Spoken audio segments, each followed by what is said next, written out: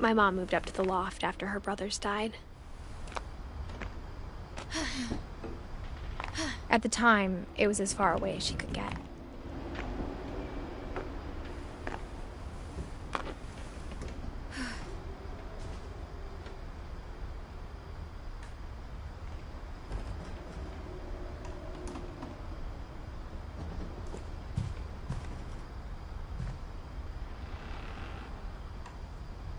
She spent a summer building houses in Calcutta, where she met my dad, Sanjay.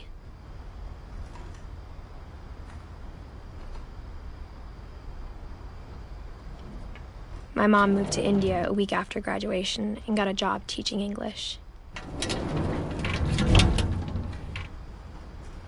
Louis was born a year later.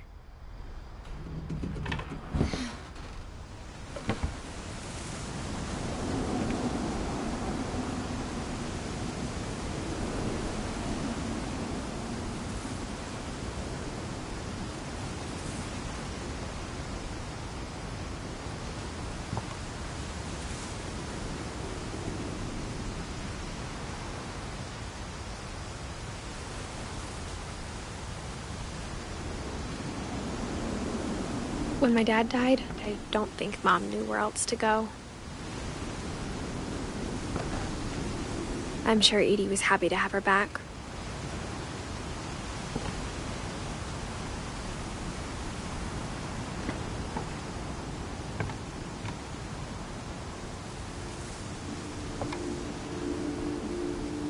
The house had to get a little bigger, but Edie was used to that.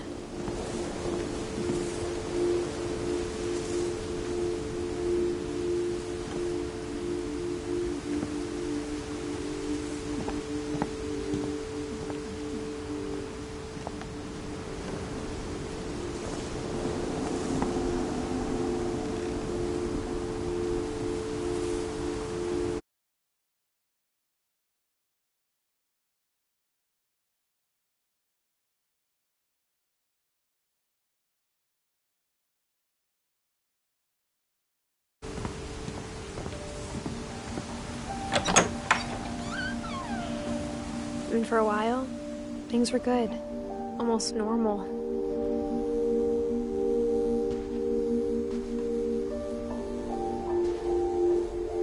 But it didn't last.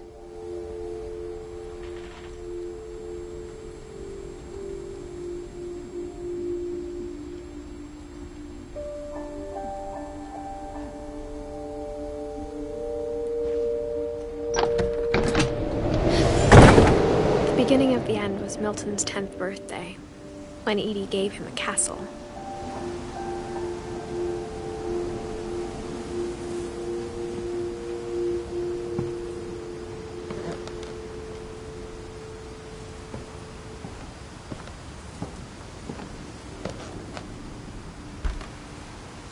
After Milton disappeared, the only thing he left behind was a room full of paintings.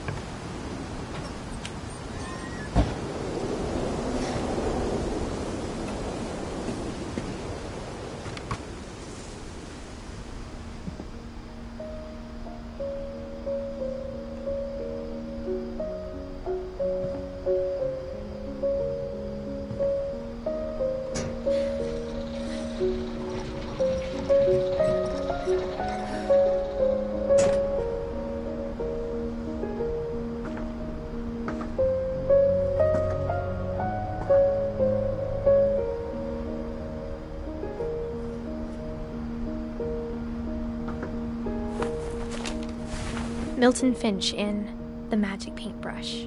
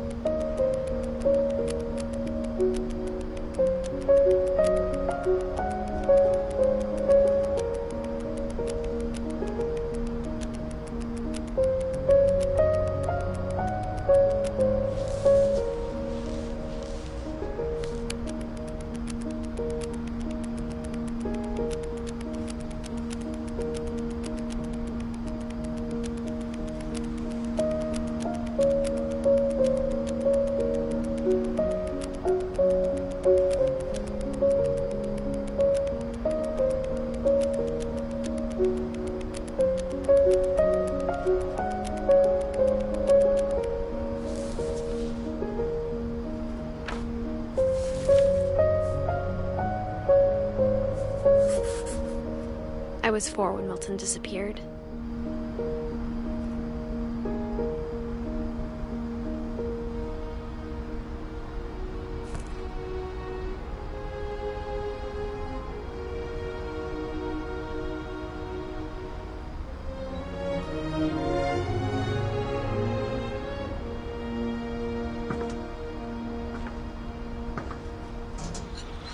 Mom spent months searching for my brother.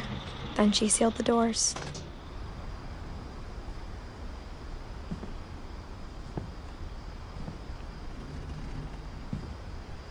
Whatever Milton had found in the house, Mom didn't want it getting out.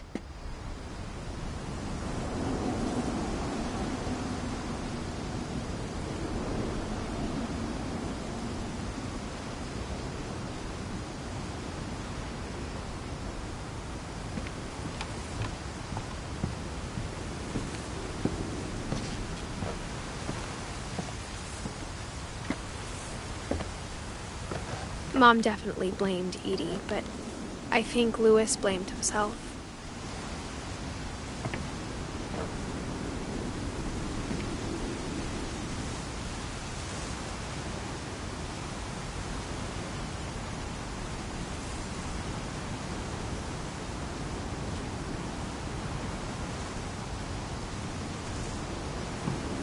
After he graduated, he just spent more and more time in his room.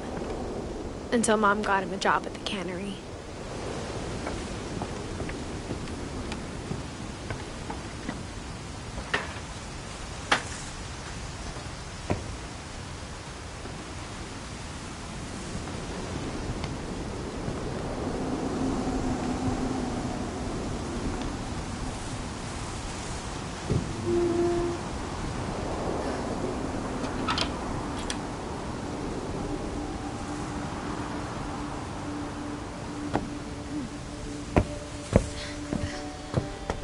Louis's room smelled very, very familiar.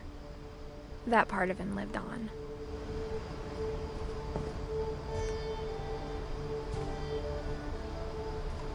Louis and I spent a lot of time playing games together, but he was surprisingly bad at them.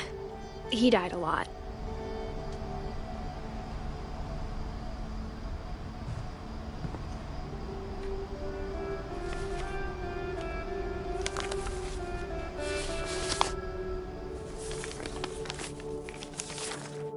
Dear Mrs. Finch, as Louis's psychiatrist, I can understand your desire for an explanation.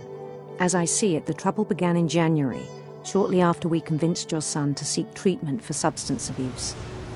Newly sober, I believe Louis first noticed the monotony of his daily life.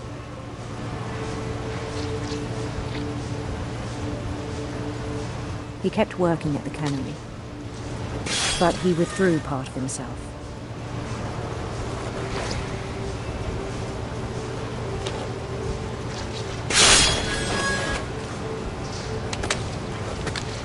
In our sessions, I saw the same behavior.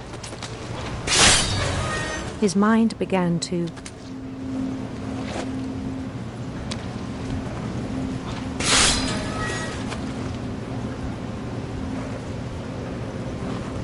wander.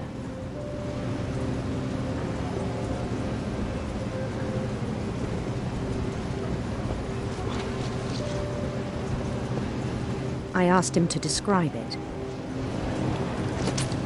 He said he started small, imagining a labyrinth. He'd feel his way about.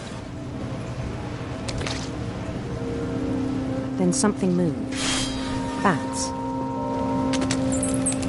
And toads.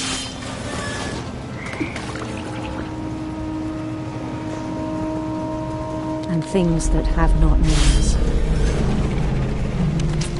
He knew it was all in his head.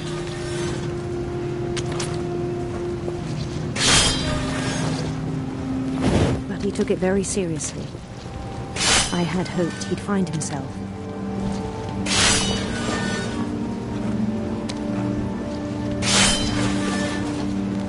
But he found something more.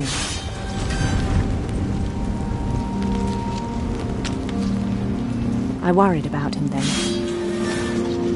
Daydreaming at the cannery. I spoke with his boss. But he said Lewis had become a model employee. Methodical, tireless, focused.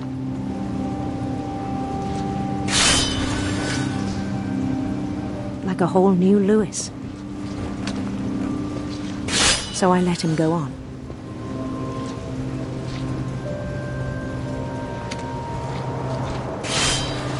I even encouraged him. It seemed very promising at first. He told me he'd made a new friend.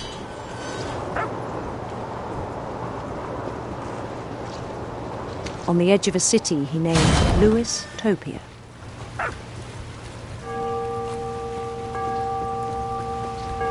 He built the city up slowly, brick by brick. Then he made musicians.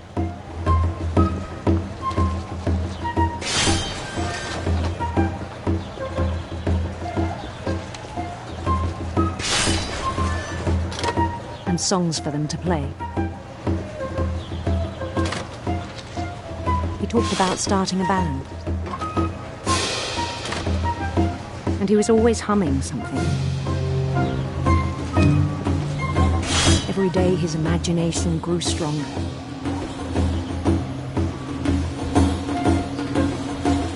He no longer spoke at the cannery. But his chopping was as reliable as ever. Then one day it struck him that all the cheering crowds, even the stones under his feet, were all in his imagination. So he could do whatever he wished.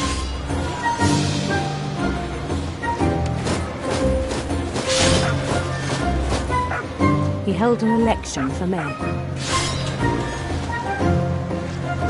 And he won. They begged him to stay, but his mind was already wandering. It became a game for him.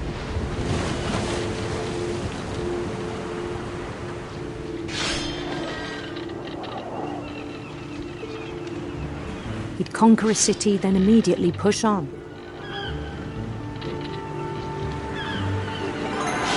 New Louisville.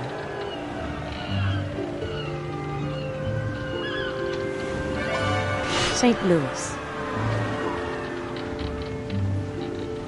He started drifting away from our reality.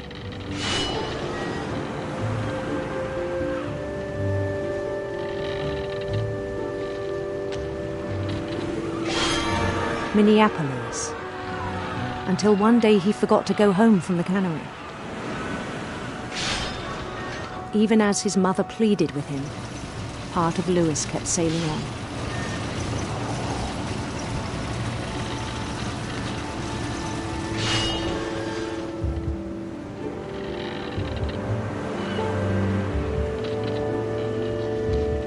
In Louisburg, he heard rumors of a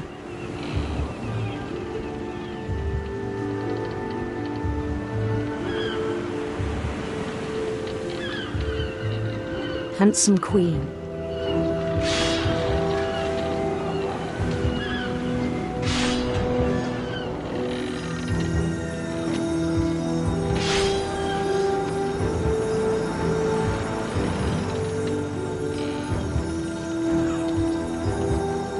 The queen was on her own quest for radiant rainbows.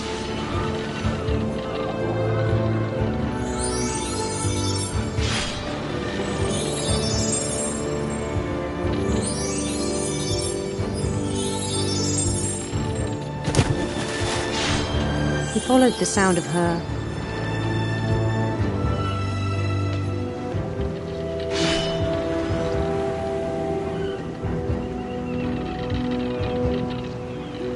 silver harp.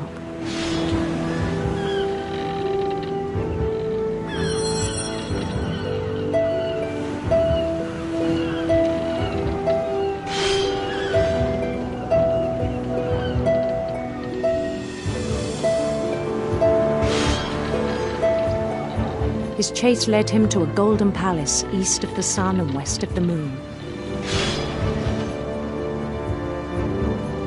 Even then, his logic remained sound.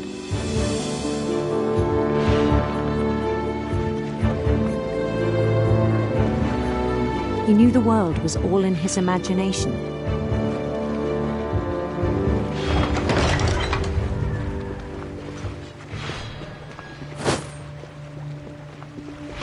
But he was so proud of having created it. In his own eyes, he'd become something greater than a king.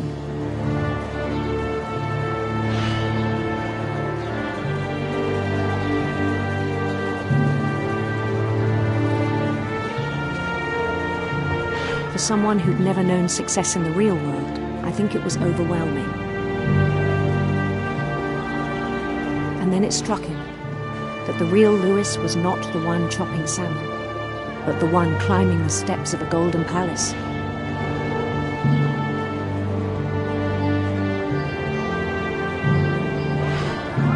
My imagination is as real as my body, he told me. It was hard to argue with him.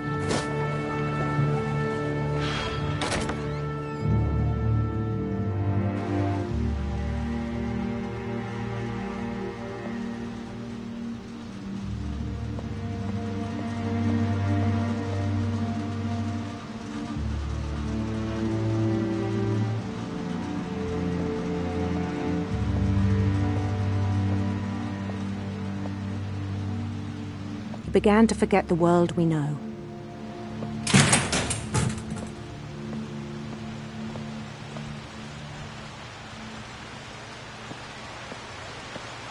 I think it pained him to remember Lewis, the cannery worker.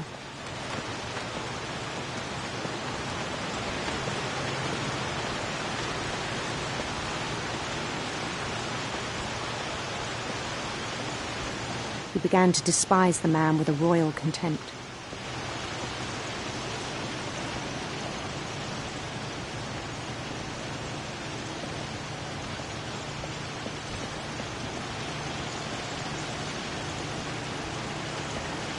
I still thought I could save him.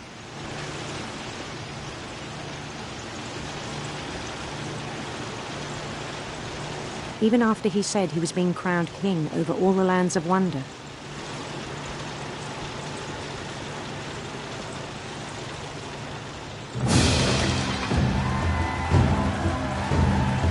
The palace would be packed with his companions.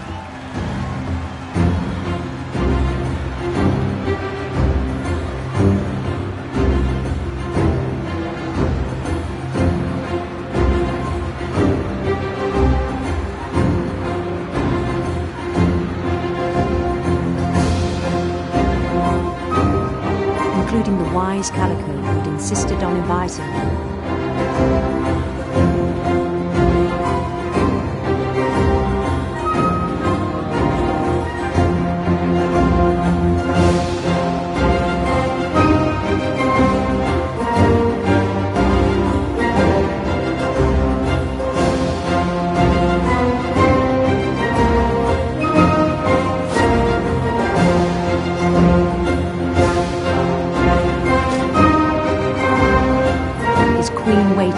wielding his crown.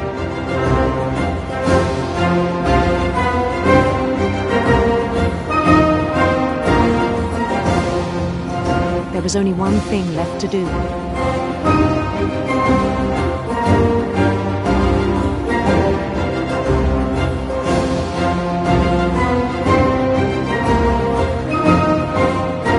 Bend down his head.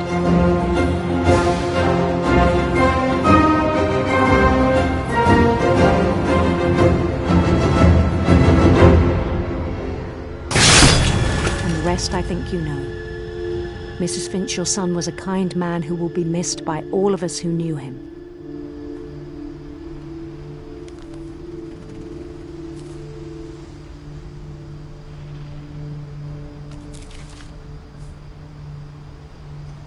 My brother was really cool. I wish you could have met him.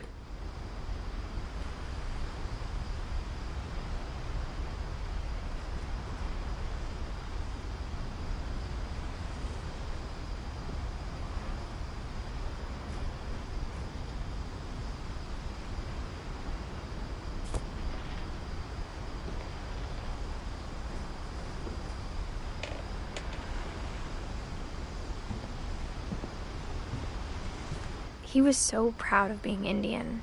I think for him, it was a way to be something other than just a Finch.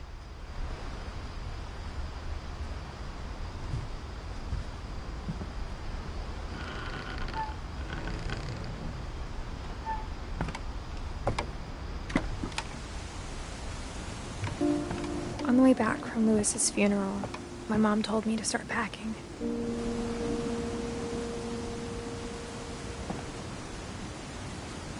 She waited until the day before we left to tell Edie. I'm not sure if she wanted to make it easier or harder.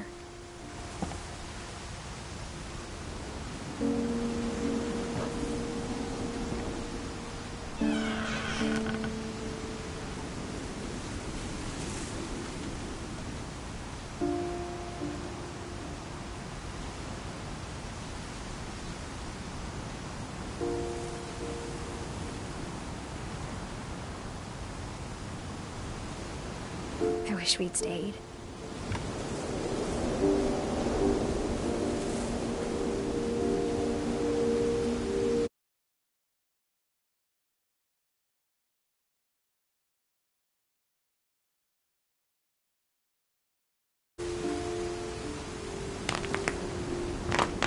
But I understand why we left.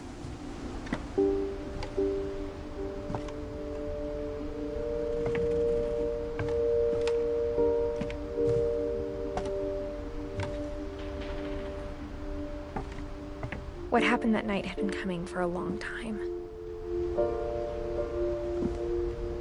Maybe it should have come sooner.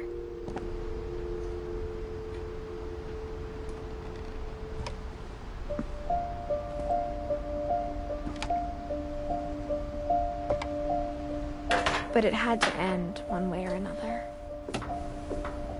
All that's left now is to tell you about that last night.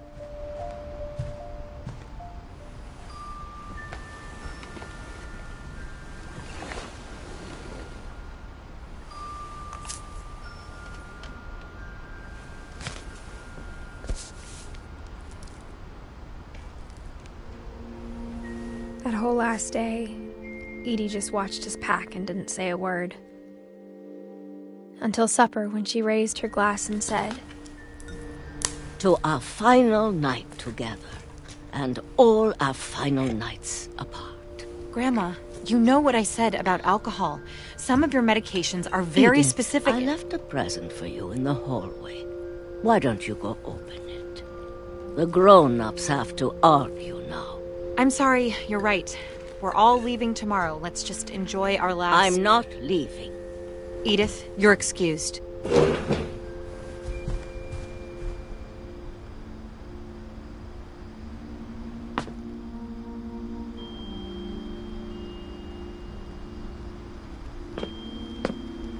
The power had been shut off that morning, but Edie always had plenty of candles. When my mom sealed the library, I don't think she knew about the other entrance. Or that Edie had a key to it.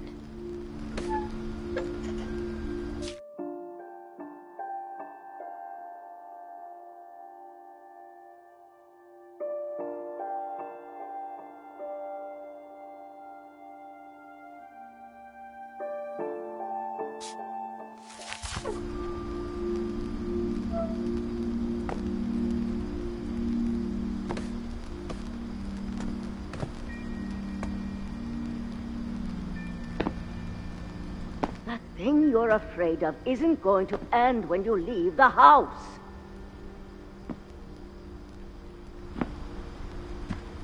Edith has a right to know these stories. My children are dead because of your stories. I think it's best if Edith and I leave tonight. We'll have the nursing home send a van for you in the morning, okay?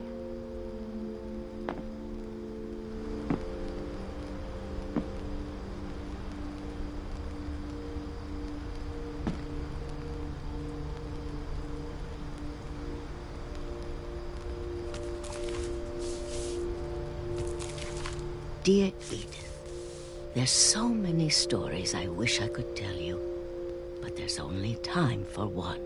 This is about what happened on the night you were born. That night, the tide went way, way out. It was the first and last time I ever saw the old house aground. There'd been an earthquake out in the middle of the ocean. They called it the lowest tide in 1,000 years. God, it smelled awful. You know, I've seen that house every day of my life.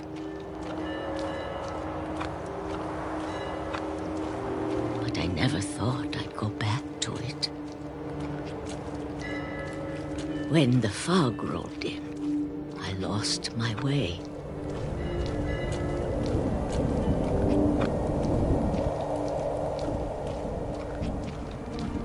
I got turned around.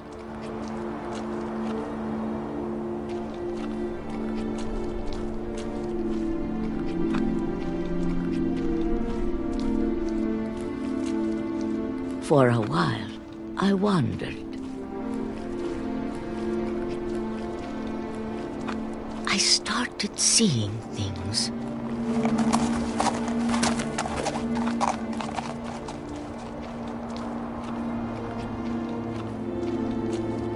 Things I'd forgotten had ever existed.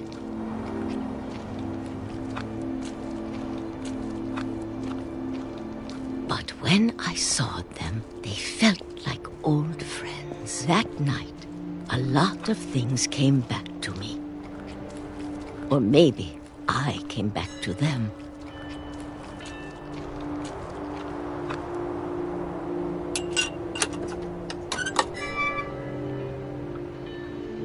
Things I can't explain, but that I need you to try and... Edith, what are you doing in here? It's mine. Edith! Mom, you're gonna rip it! Let go! I kicked and screamed, but Mom dragged me to the car.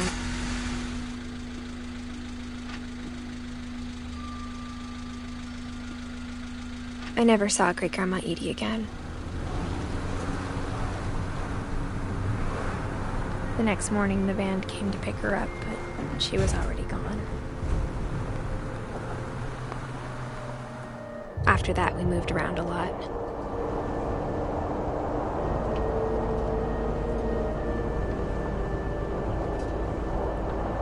We both tried to make the best of it.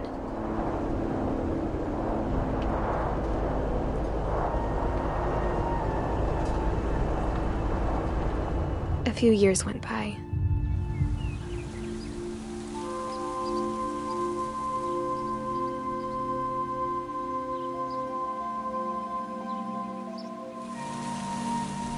My mom didn't like to talk about it,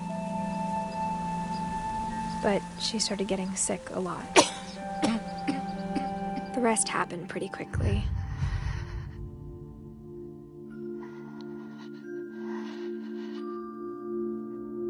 She got better for a while, and then she didn't.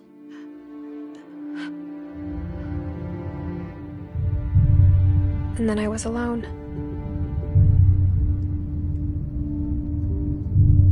The last Finch left alive.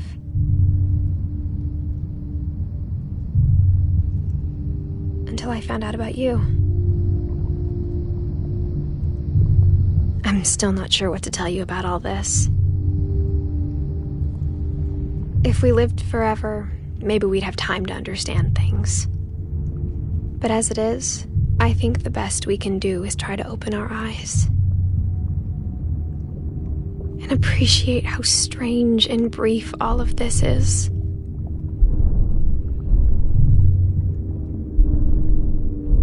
This journal was supposed to be for you.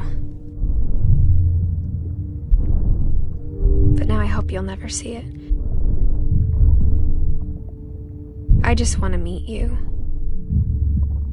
And tell you all these stories myself. But I guess if you're reading this now,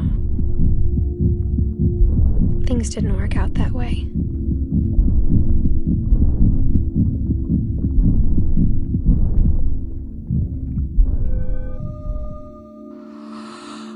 This is where your story begins. I'm sorry I won't be there to see it. It's a lot to ask, but I don't want you to be sad that I'm gone. I want you to be amazed that any of us ever had a chance to be here at all. Good luck.